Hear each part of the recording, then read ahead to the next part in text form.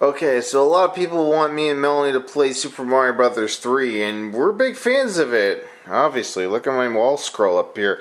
But then I thought to myself, well, God, what version do we play? I mean, I can't play that because that's on GBA and it's not two players. Besides, it's like really super easy.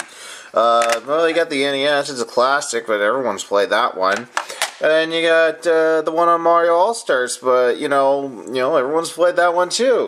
And then I've got my 20th anniversary All Stars here on the Wii. It's pretty much the same as the Super Nintendo one. So I don't. What's that? Oh shit!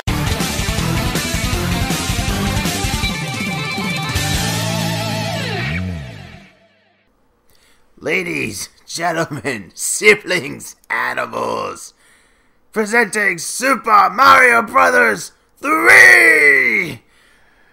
That scene in The Wizard still gives me goosebumps every time I watch it, because it's just like, oh my god, Nintendo game we haven't seen before! Alright, so as you can see in the intro video I filmed, we are playing the Famicom version, the Japanese version of Super Mario Bros. 3. Why? Because it's harder. And I'm actually playing this by myself, and Melanie's going to be co-commentating with me. Yeah. She was initially going to play, but she's not that confident in her Mario ability, so here I am doing it. Now, You're the master in the house. Pretty much. Now, as you can see from the opening transitions are a little bit different because they go straight for they fade out and they fade in. So that's one difference between this.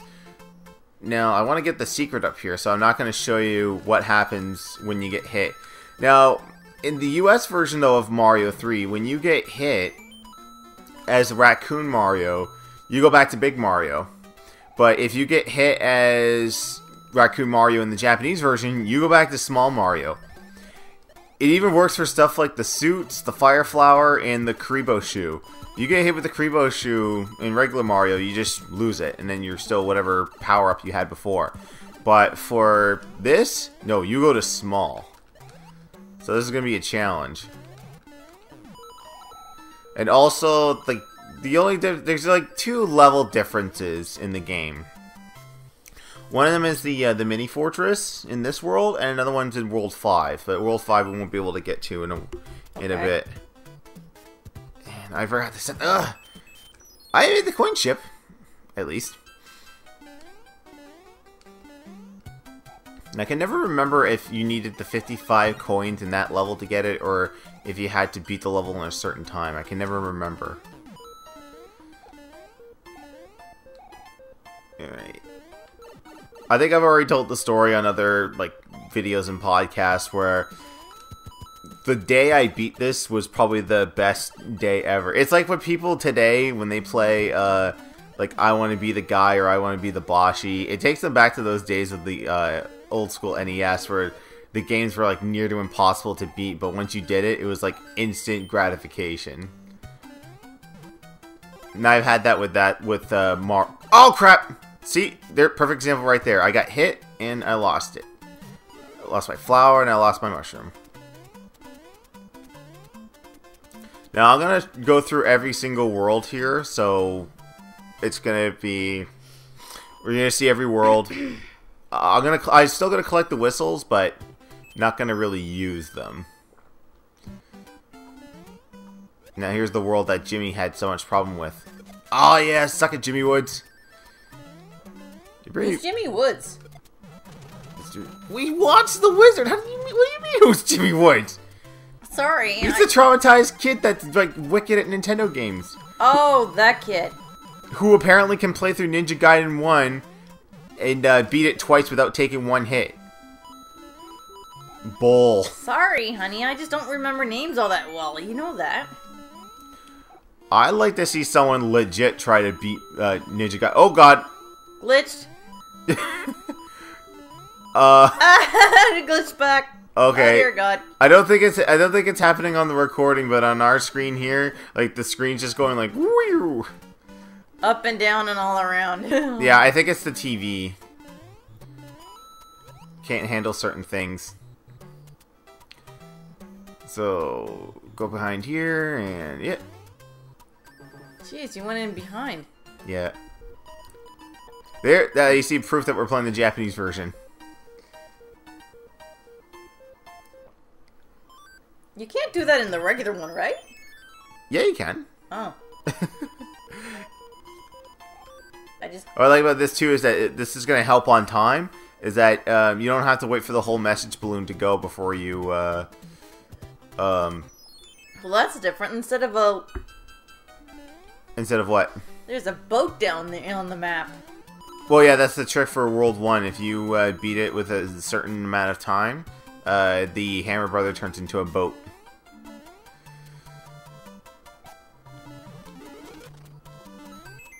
There we go. And if I can get all the coins in this... Is it the same idea for even the American version? Oh, yeah. Never noticed. Like I said, the American... these versions aren't too different. Like, the main difference is, like I said, like, it's... You lose your power-ups after one hit. Just like in Mario 1. What else is there? Sorry, just gotta concentrate on this one here. Got them all. Alright. Oh yeah, I got all the coins here. So yeah, we're gonna get the secret mushroom house. Secret mushroom house? Yeah, check it out. Let's check that. I know I didn't get the star. The star, Gimme, get the star! It's worth 5,000, even though I don't know how this game's played.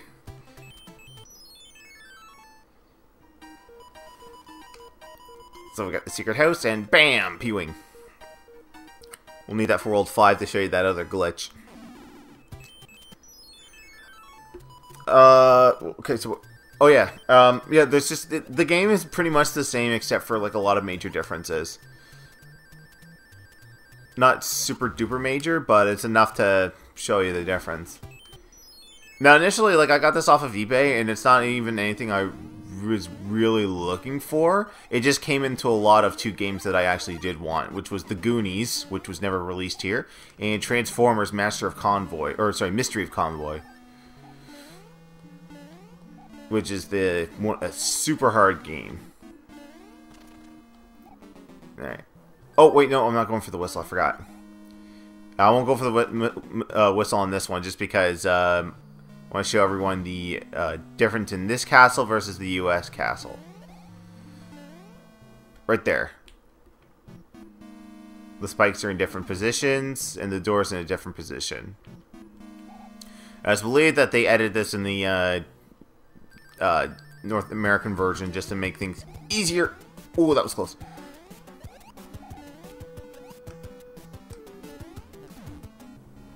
Alright, well, that one's done.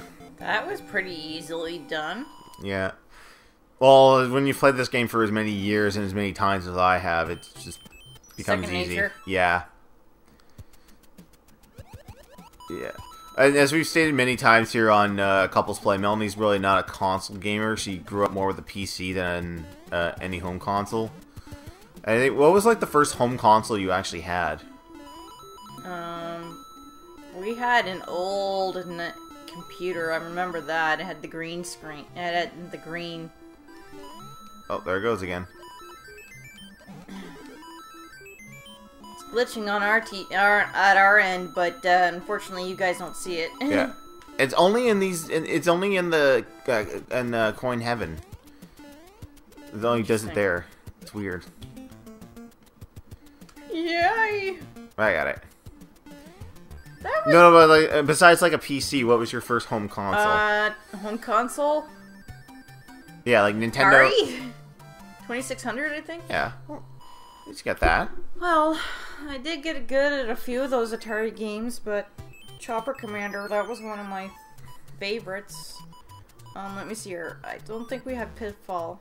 Well, I'm just talking about like beyond the Atari 2600, something with more than one button. Well, I do remember going over to my friend that we both... I'm talking about like owning a system, like owning our own system? Yeah, in the household. Most of the stuff was hand-me-down stuff, so basically the Atari 2600 was given to me by my uncle. Yeah, but like No, I don't think we ever owned anything. Just PC games and stuff like that. So, okay. So while you weren't at home, so we're talking about like you're on your own now. What's the first system that you had? You ended up owning. Well, technically, it was actually one of my brothers. They gave me their old PlayStation 2. All right, so 2 generations ago is when you actually had like a home console in. Yeah, and I was actually playing quite a bit of like odds and ends of games and stuff like that. Because that's the thing, like we always talk about like when we were watching Super Mario 64 game glitches with Mike Matei, you were like, "What's this game?" I'm like, are you serious? This is Super Mario 64. This is like classic. And you never played it. Well, here's the thing. My close friend she would actually, we played Nintendo 64 quite a bit when I came to visit her, and all of the rest of my other friends, they had either Genesis or something else, so I would play the games when I was visiting, so, or even like other Super NES, I would do the same as well, but I didn't actually own anything, as did my parents. So like that's the reason why you're not really good with a controller and multiple buttons. Yeah. Unless it's like something like you've gotten actually pretty good at Minecraft on the 360. Yeah. But like when we start playing anything else, it's just like it just seems a little bit like overwhelming and confusing for you, right? Yeah, a little bit, but like I said, it's just it's gonna take some time for me to get used to things. I mean, I did get okay at playing Mass Effect, of course, but that was different because it's an RPG. So yeah, I actually like role-playing games, but the only thing, one of the other out of all the BioWare games I've played, Mass Effect was a lot easier for me to grasp than Dragon Age and Knights of the Old Republic. And here's another difference right there. The screen for the it's been terrible. The King's been transformed screen.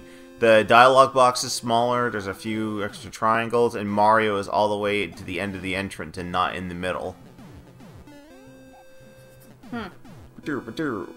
Oh shoot! Oh well, what are you gonna do? Well, you're small enough to evade them easier. Yeah, I can get a mushroom in here at least. There we go. These cannons are insane. Remember when I first attempted this one time? I actually did okay with Luigi. I don't remember that. It might have been one of our live streams that we were doing. Yeah, that was our live stream that we were doing. Yeah, because I remember... I almost got to the boss. Oh, crap. Yeah. There we go, got him. Woo! And got the wand. Well, I think most kids try to get the wand as far up as possible to, like, glide down. Well, that's okay. Alright, we did. We're past World 1. You did that pretty quick. Oh, yeah. Well, you've had a lot of experience, so... Oh, thanks. I'm back to my old self. Here's a letter from the princess. And the funny thing is, he's never mentioned at any other time. Yeah, and we get the P-Wing there. And we got a couple more minutes left on this episode, so let's just trudge on through to World 2. Now, for me though, with it, as far as home consoles go, we were a Nintendo household. Even though I bugged my mother for a Genesis, like we would play it all the time in like department stores and like the demo kiosks, and I'm just like, please let me have Sonic. So cool. She's like, no. So I remember back in the day that the gas station, we were able to rent a console, so... I remember that too, and you know what? I kind of miss that. I miss it too, but the one thing I don't miss is that one of the controllers was always broken. Like, it's always the one that you would designate player 2. And it was either, like, the D-pad was sticky, the A button was sticky, so, like, whoever was Luigi had to really force to play the game. Like, that's the one thing I don't miss, but... I do miss the fact that, like, with places like Blockbuster, you could rent the console. And they would actually keep it in good shape. Yeah, and, like, it was a great way, though, to test out, like, the system and see if it's something that you actually wanted to buy. Yeah. Woo! Got 3 mushrooms.